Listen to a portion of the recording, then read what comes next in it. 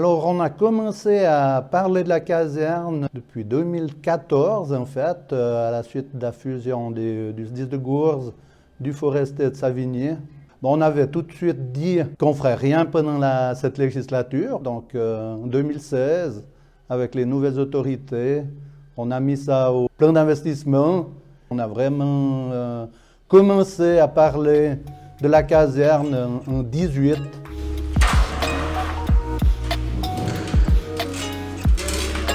Parce qu'on est à l'étroit, en fait. On voit que notre ancienne caserne de Forel, elle est beaucoup trop petite. On a des véhicules sur plusieurs places, sur plusieurs sites.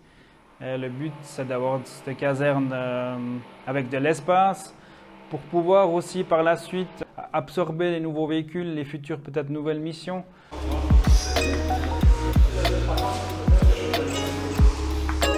Non. C'est vrai que ça a été toujours discuté. La parcelle, ici, c'est pour la caserne. C'est vrai que c'est relativement restreint, mais je pense que c'est l'endroit idéal par rapport aux accès route Cotonale, par exemple.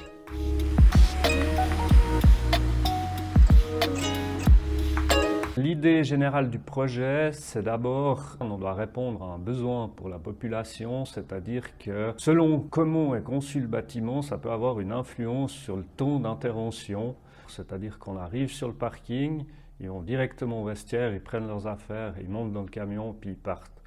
Après, au niveau, je vais dire plus peut-être esthétique, choix de matériaux, on est dans un site industriel. Notre choix s'est porté sur cette tôle et puis après on a voulu en fait faire une métaphore du feu. C'est pour ça que cette couleur dorée et ce noir, c'est l'image du feu, de la flamme qui brûle.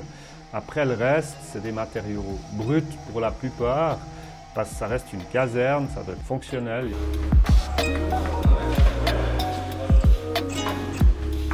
La caserne, finalement, elle va coûter pas loin de 4 millions.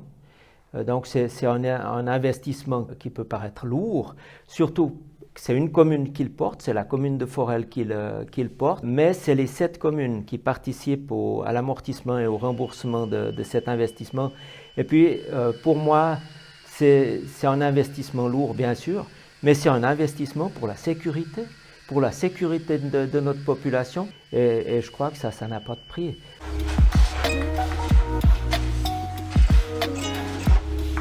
On n'a pas trop été impacté sur ce chantier parce qu'on a eu moins de mesures au moment où le chantier a commencé en fait. Donc on n'a pas eu trop de problèmes. Disons que la seule petite contrainte, c'était de garder les masques en séance de chantier.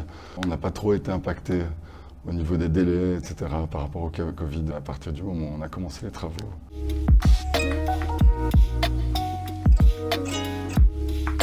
Alors l'ancien bâtiment, donc évidemment, il reste. C'était une partie du bâtiment qui est louée. Elle sera relouée à d'autres fins.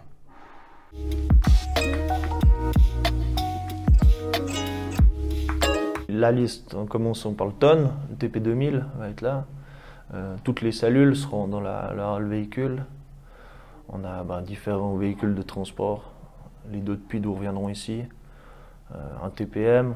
Il y a encore le Navara, donc un véhicule 4x4, à terme un véhicule CI, différentes remorques, mais ça sera déjà bien plein en tout cas.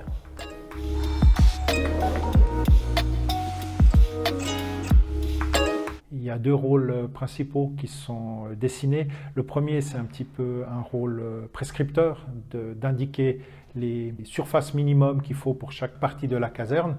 Et puis de l'autre côté, c'est un rôle financier où on a pu participer financièrement à la construction de cette caserne.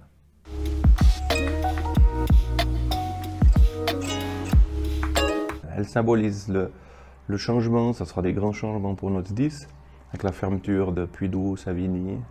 Ça sera tout le monde sous le même toit. Au niveau des véhicules, tous les véhicules seront à disposition de tout le monde. Ça changera tout au niveau des départs d'intervention. Beaucoup plus facile, des bureaux, on aura une belle salle d'état-major et beaucoup de moyens de didactique.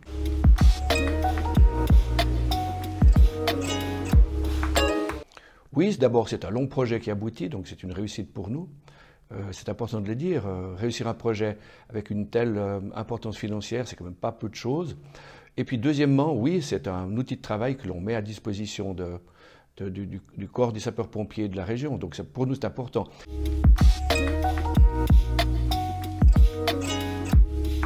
On accepte tous les pompiers volontaires de la région, donc on peut être autant que vous voulez, pas de souci.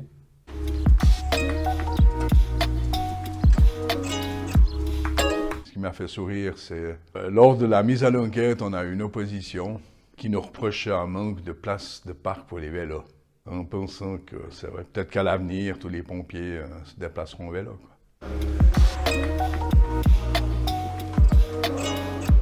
Si la caserne est aussi réussie, c'est dû à l'implication de l'état-major qui a beaucoup travaillé, qui a réfléchi, qui a corrigé les plans plusieurs fois. À mon sens, aujourd'hui, c'est une des plus belles casernes de la région.